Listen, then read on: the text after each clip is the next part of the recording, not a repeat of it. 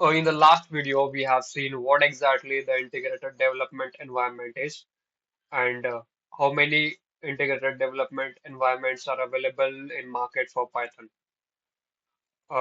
and why we have chosen Jupyter Notebook in particular. We also have seen some reasons why we have chosen this particular integrated development environment. In this video, we will learn how to install Jupyter Notebook.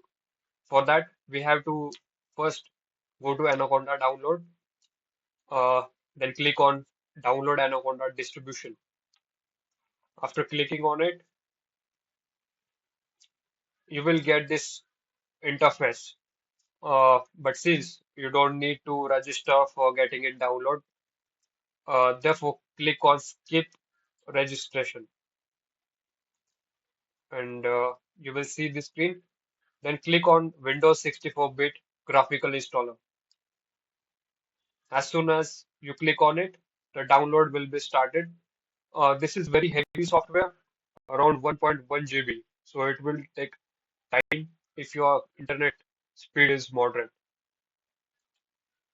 But after it get downloaded, you have to follow all these steps which we have discussed in the last part of the video.